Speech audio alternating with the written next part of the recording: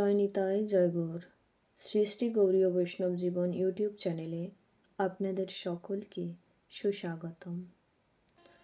গৌরীয় বৈষ্ণবগণের শ্রীচরণ কমলে আমার ভুলুণ্ঠিত প্রণাম নিবেদনপূর্বক আজকের শ্রী শ্রী গৌরীয় বৈষ্ণব জীবন আলোচনা প্রসঙ্গ শুরু করছি। আজকে শ্রী শ্রী গৌরীয় বৈষ্ণব জীবন আলোচনায় শ্রী শ্রী গৌর পার্শ্বদ চরিতাবলীর অন্তর্গত শ্রী শ্রীনিবাস আচার্য প্রভু। গত সর্বশেষ ভিডিওতে আমরা যতদূর পর্যন্ত আস্বাদন করেছিলাম বা আস্বাদন করার চেষ্টা করেছিলাম, তো সেই পর্যন্তই আমরা একটু আগের যে আস্বাদন সেই সম্পর্কে একটু মনে করানোর চেষ্টা করছি।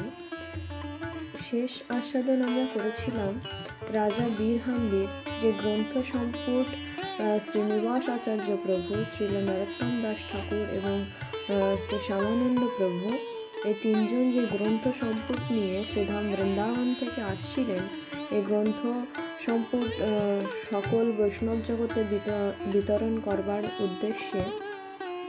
তো তখন বন বিষ্ণুপুরে ঢুকেই রাত্রে নিদ্রিত অবস্থায় গ্রন্থ সম্পুট চুরি হয়ে যায়।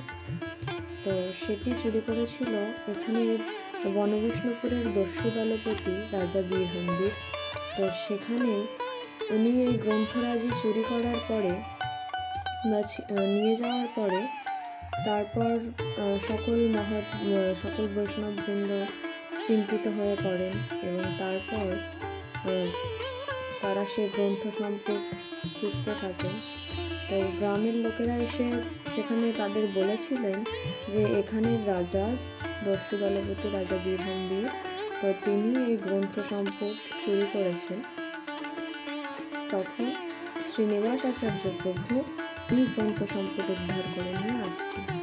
তো সেই রাতে রাজা বীরহাম্বিরকে ভগবান স্বপ্নে দেখা দিয়ে বলেছিলেন যে কি বলেছিলেন সেটি ভক্তি রত্নাকরের সপ্তম অধ্যায়ের 103 থেকে 105 সংখ্যক শ্লোকের মধ্যে ব্যাখ্যা করা হয়েছে। স্বপ্নাচ্ছলে দেখে এক পুরুষ সুন্দর, যিনি হেম পর্বত অপূর্ব কলেবর, শ্রীচন্দ্র বদনে কহে হাসিয়া হাসিয়া, চিন্তা ন করিহ তিহ মিলিব আসিয়া, হইব তোমার প্রতি প্রসন্ন অন্তর, জন্মে জন্মে হও তুমি তাহার কিঙ্কর। অপূর্ব গ্রন্থরত্ন দেখে রাজা মনে মনে বললেন, এই গ্রন্থরত্ন তাদের বড় দুঃখ দিয়েছি নিশ্চয়। আমার কি গতি হবে আমি জানি না। স্বপ্নে এক দিব্য পুরুষ এসে বলতে লাগলেন, রাজা তুমি চিন্তা করো না, যার এই গ্রন্থরত্ন তিনি সত্বর তোমার সঙ্গে মিলিত হবেন, জন্মে জন্মে তুমি তার কিঙ্কর হও।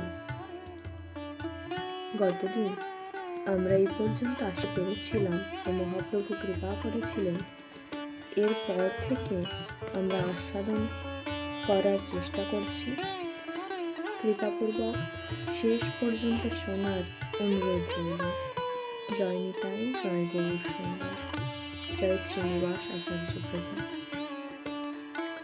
শ্রী নরোত্তম ঠাকুরকে খেতুরি গ্রামে এবং শ্রী দুঃখী কৃষ্ণ দাসকে অম্বিকায় প্রেরণ করে রাজগৃহ থেকে গ্রন্থ উদ্ধার করবার জন্য শ্রীনিবাস আচার্য স্বয়ং বিষ্ণুপুরে রইলেন। বিষ্ণুপুরবাসী শ্রী কৃষ্ণবল্লভ নামক একজন পণ্ডিত ব্রাহ্মণ শ্রীনিবাস আচার্যকে দর্শন করে মুগ্ধ হলেন এবং আচার্যকে যত্ন করে গৃহে নিয়ে তার পূজাদি করলেন। অনন্তর তার থেকে মন্ত্র দীক্ষা গ্রহণ করলেন। তথায় আরও কয়েকজন ব্যক্তিও তার প্রতি মুগ্ধ হয়ে মন্ত্র দীক্ষা নিলেন। রাজা নিত্য ভাগবত শুনে শ্রীনিবাস আচার্য ইচ্ছা করলেন একদিন রাজগৃহে ভাগবত পাঠ করবেন। প্রস্তাব শ্রীকৃষ্ণ বল্লভের কাছে করলেন। শ্রীকৃষ্ণ বল্লভ বললেন, রাজার ভাগবত ও সাধুর প্রতি শ্রদ্ধা আছে, চলুন অদ্যই আমরা রাজগৃহে যাই। ভাগবত শুনে রাজা একথা শুনিয়া রাজসভা চলে কৃষ্ণ বল্লভে লইয়া। আচার্যের তেজ দেখি রাজা সাবধানে ঘুমে করি প্রণামী আপনা ধন্য মানে। ভক্তি রত্নাকরের সপ্তম অধ্যায়। শ্রীনিবাস আচার্য শ্রীকৃষ্ণ বল্লভকে নিয়ে শীঘ্রই রাজভবনে এলেন।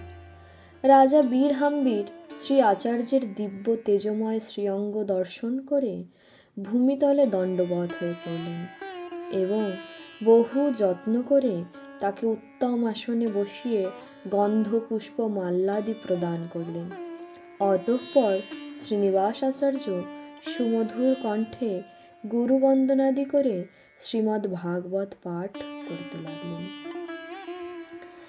আচার্যের কি অদ্ভুত শ্লোক উচ্চারণ এবং ব্যাখ্যা, তা শুনে সভাসদ সহ রাজা বীরহাম্বীর প্রেমার্দ্র হয়ে পড়লেন। দর্শনে পবিত্র করো এই তোমার গুণ। মহাদস্যু দলপতি রাজা শ্রীনিবাস আচার্যকে দর্শন মাত্রই পবিত্র হলেন। বৈষ্ণব দর্শনে পবিত্রতা লাভ হয়। শ্রীনিবাস আচার্য ভাগবত পাঠ সমাপ্ত করে শ্রীনাম সংকীর্তন করলেন ও কিছুক্ষণ নৃত্যাদি সহ কীর্তন করলেন। অনন্ত রাজা গলে বস্ত্র দিয়ে দৈন্য ঘরে শ্রীনিবাস আচার্যের শ্রীচরণ মূলে সাষ্টাঙ্গে বন্দনা করলেন এবং বারংবার তার কৃপা প্রার্থনা করতে লাগলেন। শ্রী আচার্য তাকে ধরে আলিঙ্গন করলেন, বললেন, অচিরাৎ শ্রী গৌর সুন্দর তোমাকে কৃপা করবেন। তারপর রাজা গ্রন্থ সম্পুট সহ নিজেকে আচার্য পাদপদ্মে অর্পণ করলেন। শ্রীনিবাস আচার্য শ্রী শ্রী গৌর কৃষ্ণের অসীম কৃপা মাধুর্যের কথা বুঝতে পারলেন। তার ইচ্ছায় সবকিছুই হচ্ছে প্রত্যক্ষভাবে দেখতে পেলেন। শ্রীনিবাস আচার্য রাজাকে অনুগ্রহ করলেন। সব খবর শীঘ্র তিনি শ্রী বৃন্দাবনে শ্রী জীব গোস্বামীর নিকট পাঠালেন। শ্রীমৎ জীব গোস্বামী অন্যান্য গোস্বামীগণ সব শুনে পরম আশ্চর্য ও আনন্দিত হলেন। শ্রীনিবাস আচার্য রাজার থেকে বিদায় নিয়ে গ্রন্থ সম্পুট সহ জাজি গ্রামে এলেন এবং তত্রস্থ ভক্তগণের কাছে সমস্ত কথা বললেন। বৈষ্ণবগণ শুনে সকলেই পরম সুখী হলেন। এই সময় তিনি শ্রী নবদ্বীপে শ্রী বিষ্ণুপ্রিয়া ঠাকুরানীর অন্তর্ধান বার্তা শুনলেন। বিষাদে শ্রীনিবাস আচার্য ভূতলে মূর্ছিত হয়ে পড়লেন। ভক্তগণ বহু প্রবোধ বাক্যে শ্রী আচার্যকে একটু স্থির করালেন। এমন সময় শ্রীখণ্ড হতে শ্রী রঘুনন্দন ঠাকুরের আহ্বান পত্র এলো। শ্রী আচার্য বিলম্ব না করে শ্রীখণ্ডে যাত্রা করলেন। শ্রী আচার্যকে দর্শন করে শ্রী নরহরি সরকার ঠাকুর, শ্রী রঘুনন্দন ঠাকুর প্রভৃতি প্রভুর পার্ষদগণ বড় সুখী হলেন। শ্রী আচার্য পার্ষদগণের শ্রীচরণে সাষ্টাঙ্গ বন্দনাপূর্বক তাদের নিকট শ্রী বৃন্দাবন ধামবাসী গোস্বামী সমূহের সংবাদ বললেন। এই সময় শ্রী নরহরি সরকার ঠাকুর তাকে বলতে লাগলেন, তোমার জননী তেহ পরম বৈষ্ণবী, কতদিন রহু জাজি গ্রামে তার সেবী। তার মনোবৃত্তি যাহা করিতে হয়, ইথে কিছু তোমার নাহি বই অপচয়। বিবাহ করহ বাত এই মোর মনে। ভক্তি রত্নাকরের সপ্তম অধ্যায়। শ্রীল নরহরি সরকার ঠাকুর মহাশয় আচার্যকে তার জননীর ইচ্ছা অনুসারে বিবাহ করতে বললেন। শ্রী আচার্য বিরক্তি না করে সেই আদেশ শিরে ধারণ করলেন। তিনি কয়েকদিন শ্রীখণ্ডে থাকার পর কণ্টকনগরে শ্রী গদাধর দাস ঠাকুরের দর্শনের জন্য এলেন। আচার্য শ্রী গদাধর দাস ঠাকুরকে বন্দনা করতেই তিনি তাকে কোলে নিয়ে কত স্নেহ করতে লাগলেন। আচার্যের কাছে শ্রী গদাধর ঠাকুর বৃন্দাবনস্থ গোস্বামীগণের কুশল সংবাদ শুনলেন। সব শুনে সুখী হলেন। আচার্য কয়েকদিন শ্রী গদাধর দাস ঠাকুরের কাছে থাকার পর বিদায় নিলেন। যাবার সময় শ্রী গদাধর দাস ঠাকুর বলতে লাগলেন, পরম দুর্লভ শ্রী প্রভুর সংকীর্তন নিরন্তর আস্বাদিবে লইয়া নিজগণ, করিবে বিবাহ শীঘ্র সবার সম্মত, হইবে অনেক তোমার অনুগত। মুক্তি রত্নাকরের সপ্তম অধ্যায় 626 থেকে 627 সংখ্যক পদ। শ্রী গদাধর দাস ঠাকুরের উপদেশ আশীর্বাদ নিয়ে শ্রী আচার্য জাজি গ্রামে ফিরে এলেন। এই সময় জাজি গ্রামে শ্রী রঘুনন্দন ঠাকুর শুভ বিজয় করলেন। তিনি শ্রী আচার্যের বিবাহ উৎসব করতে লাগলেন। জাজি গ্রামে শ্রী গোপাল চক্রবর্তী নামে এক ভক্ত ব্রাহ্মণ বাস করতেন। তার অতি সুন্দরী ভক্তিমতী দ্রৌপদী নামে কন্যা ছিল।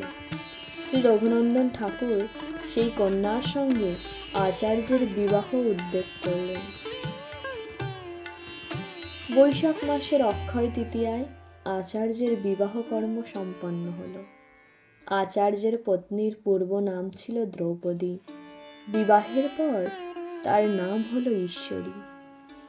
পরবর্তীকালে শ্রী গোপাল চক্রবর্তী আচার্য থেকে মন্ত্র দীক্ষা গ্রহণ করেন। শ্রী গোপাল চক্রবর্তীর শ্যামদাস ও রামচন্দ্র নামে দুটি পুত্র ছিলেন। তারাও আচার্যের থেকে দীক্ষা নিলেন। শ্রী নরহরি সরকার ঠাকুর আচার্যের বিবাহ বার্তা শুনে অতিশয় সুখী হলেন। অনন্তর শ্রীনিবাস আচার্য জাজি গ্রামে শিষ্যগণকে গোস্বামী গ্রন্থ অধ্যয়ন করাতে লাগলেন।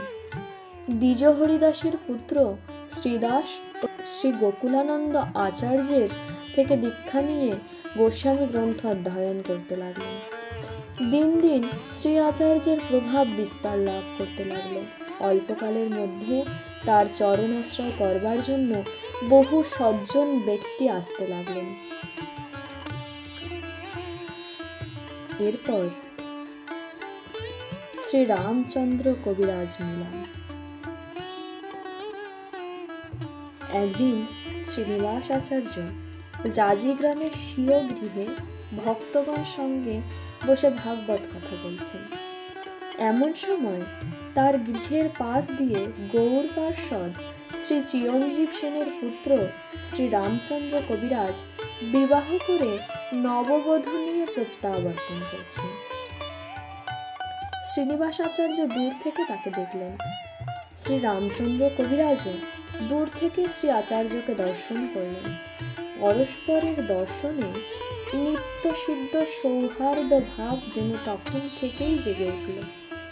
দর্শনের পর মিলনের আকাঙ্ক্ষা উভয়ের হতে লাগল।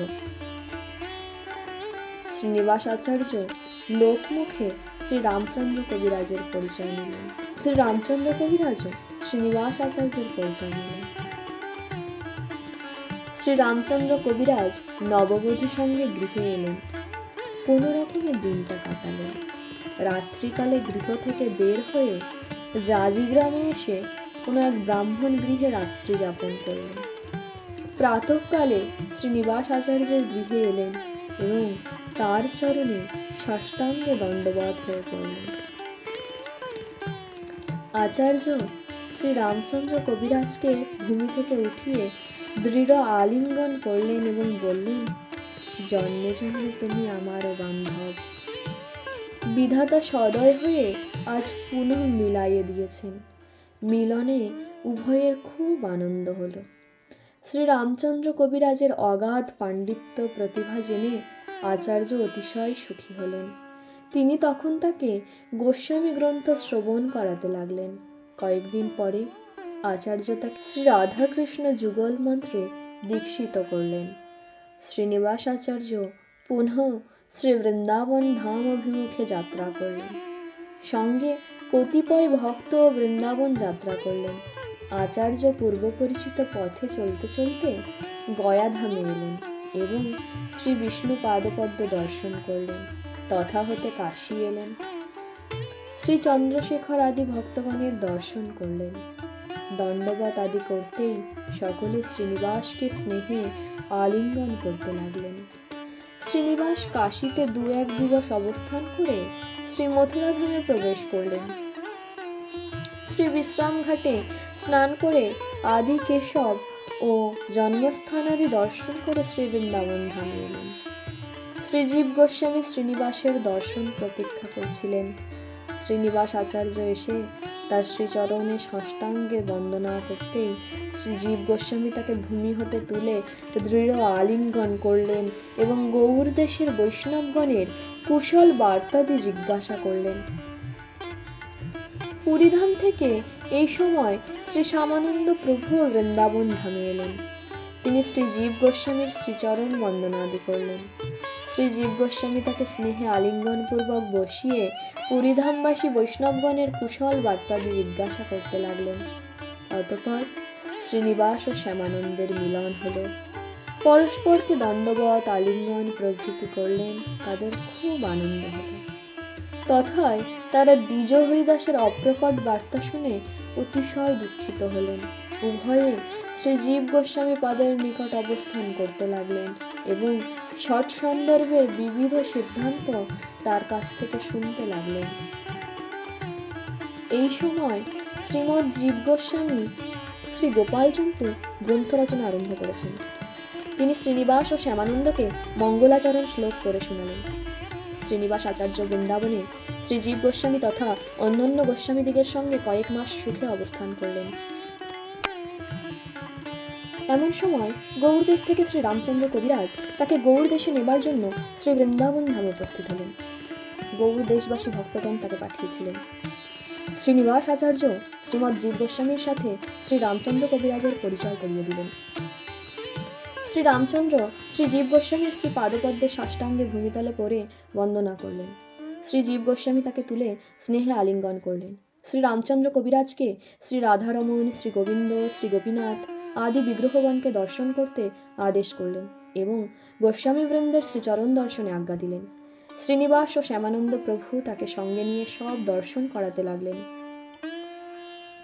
শ্রী রামচন্দ্র কবিরাজের দৈন্য ভক্তি প্রভৃতি দেখে গোস্বামীগণ সকলেই পরম সুখী হলেন। শ্রীমৎ জীব গোস্বামী শ্রী রামচন্দ্র কবিরাজকে বন দর্শনে আদেশ করলেন। তিনি সর্বত্র দর্শন করে রাধাকুণ্ডে শ্রীমৎ রঘুনাথ দাস গোস্বামীর ও শ্রীমৎ কৃষ্ণদাস কবিরাজ গোস্বামীর শ্রীচরণ দর্শনে এলেন। এদিকে শ্রীমৎ জীব গোস্বামীর আদেশ নিয়ে শ্রীনিবাস আচার্য শ্রী শ্যামানন্দ প্রভু গৌড় দেশের দিকে যাত্রা করলেন। বন বিষ্ণুপুরে আগমন করলেন। রাজা বীরহাম্বীর শ্রীনিবাস আচার্যের শ্রীচরণ দর্শন করে আনন্দে নৃত্য করতে লাগলেন। রাজপুরে মহাযত্নে নিয়ে শ্রীপাদকে পূজাপূর্বক বিধি উপাচারে ভোজন করালেন। রাজগৃহে মহোৎসব আরম্ভ হল। শ্রী শ্যামানন্দ প্রভু রাজার ভক্তি দেখে চমৎকৃত হলেন। এইবার আচার্য প্রভু রাজাকে রাধাকৃষ্ণ মন্ত্র দীক্ষা প্রদান করলেন। রাজার নাম হল শ্রী চৈতন্য দাস। রাজপুত্র ধারিহাম্বীরও মন্ত্র গ্রহণ করলেন। তার নাম হল শ্রী গোপাল দাস। শ্রী বীরহাম্বীর আচার্যের দ্বারা শ্রী কালাচাঁদের সেবা প্রকট করালেন। শ্রীনিবাস আচার্য স্বহস্তে শ্রীবিগ্রহের অভিষেক পূজাদি করলেন। শ্রী শ্যামানন্দ প্রভু কয়েকদিন তথায় থাকার পর পুরীর দিকে যাত্রা করলেন। শ্রীনিবাস আচার্য জাজিগ্রামে আসবার উদ্যোগ করলেন। এই সময় শিখরেশ্বর রাজ শ্রী হরিনারায়ণ দেব নিজ গৃহে শ্রীনিবাস আচার্যকে বিশেষ আমন্ত্রণ করলেন। সপার্ষদ শ্রীনিবাস আচার্য তার গৃহে শুভ বিজয় করলেন।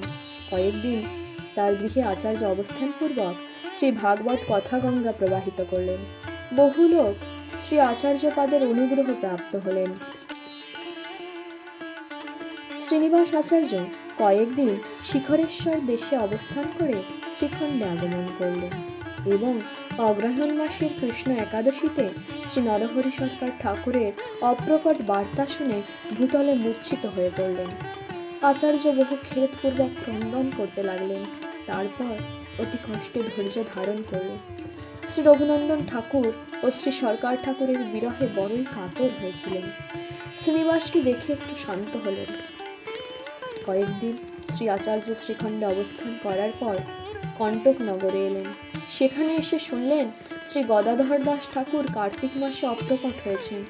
নিদারুণ শোকে আচার্যের প্রাণ বিদীর্ণ হতে লাগলো। অতি কষ্টে ধৈর্য ধারণপূর্বক জাজি গ্রামে এলেন এবং স্বগৃহে ভাগবতগণকে আহ্বান করে এক মহোৎসবের আয়োজন করলেন। অতঃপর মাঘ কৃষ্ণ একাদশীতে দ্বিজ হরিদাসের অপ্রকট মহোৎসব করবার জন্য আচার্য কাঞ্চননগরী নগর অভিমুখে যাত্রা করলেন।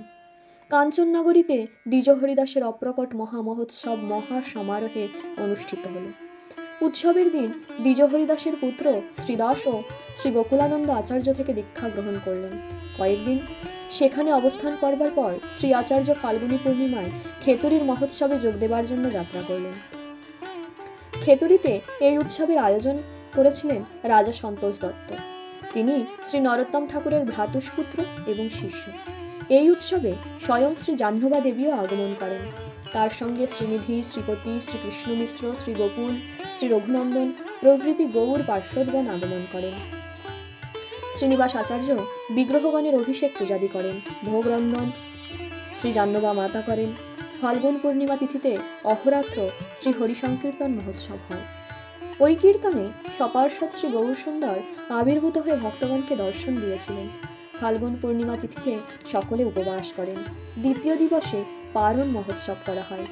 শ্রী গৌরাঙ্গ, শ্রী বল্লভীকান্ত, শ্রী ব্রজমোহন, শ্রীকৃষ্ণ, শ্রী রাধাকান্ত, শ্রী রাধারমণ এই 6 বিগ্রহের প্রতিষ্ঠা উৎসব হয়।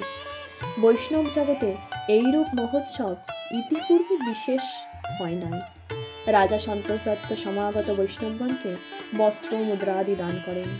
বৈষ্ণবগণ রাজা সন্তোষ দত্তকে প্রচুর আশীর্বাদ করেন। উৎসবের পর শ্রীনিবাস আচার্য ও শ্রী শ্যামানন্দ প্রভু জাজি গ্রামে আগমন করেন। বৈষ্ণবগণের আগমনে শ্রী আচার্যের গৃহে মহোৎসব আরম্ভ হল। কয়েকদিন পরে তথায় শ্রী নরোত্তম ঠাকুর মহাশয় শুভাগমন করলেন। কয়েকদিন 3 জন জাজি গ্রামে অবস্থানের পর শ্রী শ্যামানন্দ প্রভু উৎকল দেশ অভিমুখে যাত্রা করলেন।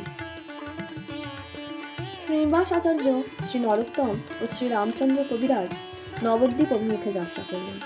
নবদ্বীপ মায়াপুরে শ্রী গৌর গৃহে আগমন করে অতি বৃদ্ধ শ্রী ঈশান ঠাকুরের শ্রী পাদপদ্মে সাষ্টাঙ্গে বন্দনা করলেন। নাম ধরে তারা পরিচয় জানালেন। ঈশান ঠাকুর উঠে অতি প্রেমভরে সকলকে আলিঙ্গন করলেন। এই সময় শ্রী গৌর গৃহে একমাত্র ঈশান ঠাকুর অবস্থান করছিলেন। পরদিবস ভক্তগণ শ্রী ঈশান ঠাকুরকে নিয়ে নবদ্বীপ ধাম পরিক্রমায় বের হলেন।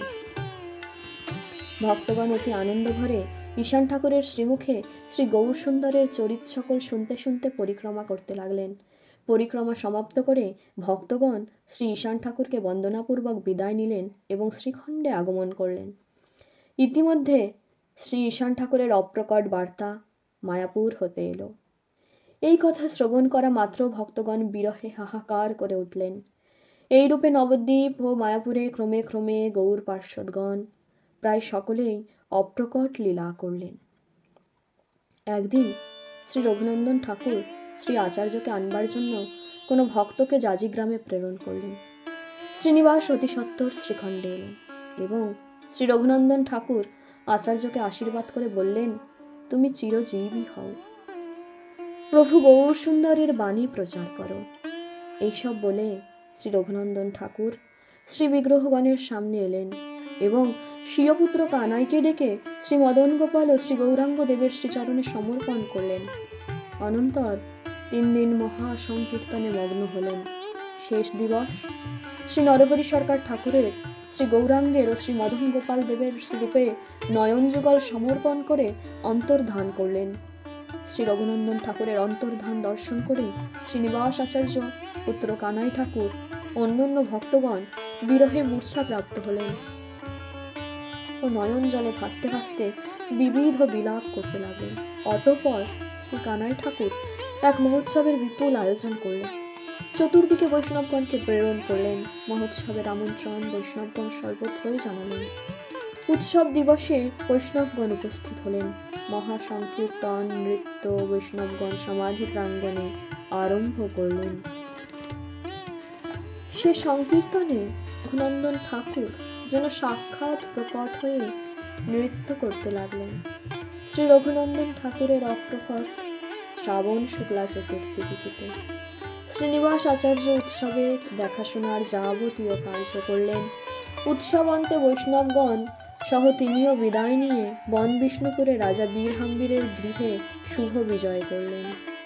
আচার্য রাজগৃহে শ্রীমদ্ ভাগবত পাঠ ও কীর্তন আরম্ভ করলেন। চতুর্দিক থেকে বহু ভক্তের সমাগম হতে লাগলো। মহারাজ বহু প্রীতি ভরে ভক্ত সেবা করতে লাগলেন। বন বিষ্ণুপুর তৎকালের প্রকৃত বিষ্ণুপুরে পরিণত হল। বহু শ্রদ্ধালু ব্যক্তি শ্রী আচার্যের শ্রী পাদপদ্ম আশ্রয় গ্রহণ করলেন। রাঢ়দেশের মধ্যে গোকুলপুর গ্রামে শ্রী রাঘব চক্রবর্তী নামে একজন পরম ভক্ত ব্রাহ্মণ বাস করতেন। শ্রী গৌরাঙ্গ প্রিয়া নাম্নী তার এক কন্যা ছিল। ব্রাহ্মণ কন্যার বিবাহ সম্বন্ধে উপযুক্ত পাত্রের খোঁজ না পেয়ে বড়ই চিন্তিত হয়ে পড়লেন। অবশেষে শ্রীমান মহাপ্রভুর শ্রীচরণে সমস্ত কথা ও দায় অর্পণ করলেন। ব্রাহ্মণী এক রাত্রে স্বপ্ন দেখছেন যে তারা শ্রীনিবাস আচার্যকে কন্যা দান করেছেন। এই আশ্চর্যজনক স্বপ্ন দেখে ব্রাহ্মণী সুখী হলেন। পুনঃ এ কার্য অসম্ভব বলে চিন্তা করলেন। বহুবিধ চিন্তা করতে করতে ব্রাহ্মণ শীঘ্র শ্রীনিবাস আচার্যের কাছে এলেন এবং বন্দনাপূর্বক করজোড়ে সামনে দাঁড়ালেন। শ্রী আচার্য তার অভিপ্রায় বুঝতে পেরে ঈষৎ হাস্য করতে করতে তাকে বসতে বললেন এবং আগমনের কারণ জিজ্ঞাসা করলেন। ব্রাহ্মণ কিছুক্ষণ মৌন থাকার পর বললেন, আপনার শ্রীচরণে একটি নিবেদন করতে এসেছি, কিন্তু যদি আপনার অভয় পাই তবে বলতে পারি। আচার্য বললেন, আপনি নির্ভয়ে বলুন। এবার ব্রাহ্মণ স্বীয় কন্যার কথা নিবেদন করলেন। আচার্য কথা শুনে হাস্য করতে লাগলেন।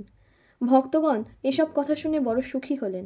পরিশেষে শ্রী আচার্য বিবাহ করতে রাজি হলেন। মহা সমারোহের সহিত মহারাজ বীরহাম্বীর শ্রী আচার্যের বিবাহের আয়োজন করলেন। শুভলগ্নে শ্রী রাঘব চক্রবর্তী বিবিধ বস্ত্রালঙ্কার সহ কন্যা এনে শ্রী আচার্যের করে সমর্পণ করলেন। শ্রীমতী গৌরাঙ্গ প্রিয়াকে বিবাহ করবার পর আচার্য পত্নী সহ জাজি গ্রামে ফিরে এলেন। ঠিক এই সময় নিত্যানন্দ শক্তি শ্রী জাহ্নবা দেবীও বৃন্দাবন ধাম পরিক্রমা করে জাজি গ্রামে আচার্যের গৃহে শুভাগমন করলেন। তাকে দর্শন করে আচার্যের আনন্দের সীমা রইল না। মহা সমাদরে তার পাদপদ্ম ধৌত করে তাকে আসনে বসিয়ে পূজাদি করবার পর নববিবাহিতা গৌরাঙ্গ প্রিয়াকে তার শ্রীচরণ বন্দনা করালেন। সুশীলা সুন্দরী সাক্ষাৎ ভক্তি স্বরূপিণী পত্নী রেখে পরম স্নেহ ভরে কোলে তুলে নিলেন। শ্রী জাহ্নবা দেবী আচার্যের পত্নীদ্বয়ের প্রতি বহু প্রীতি প্রকাশের পর শ্রী বৃন্দাবন ধামস্থ গোস্বামী বৃন্দের সংবাদ বলতে লাগলেন। পরম সুখে শ্রী জাহ্নবা মাতা শ্রী আচার্য গৃহে কয়েকদিন থাকবার পর খড়দহ গ্রামে ফিরে এলেন। জাজি গ্রামে আচার্য লইয়া শিষ্যগণে গঙ্গায়ন সদা শস্ত্রালাপ সংকীর্তনে। শ্রীনিবাস আচার্য জাজি গ্রামে ভক্ত শিষ্যগণ সঙ্গে পরম আনন্দে গোস্বামী গ্রন্থ অধ্যয়ন অধ্যাপনায় সুখে দিন যাপন করতে লাগলেন। আচার্যের ঐশ্বর্য ও বৈভব দর্শনে সকলে আশ্চর্য হতে লাগলো। তার প্রভাবে মহাপাষণ্ডীগণও এসে তার শ্রীচরণ আশ্রয় করতে লাগলো। শ্রীনিবাস, শ্রী নরোত্তম, শ্রী রামচন্দ্র তিনজন অভিন্ন হৃদয় ছিলেন।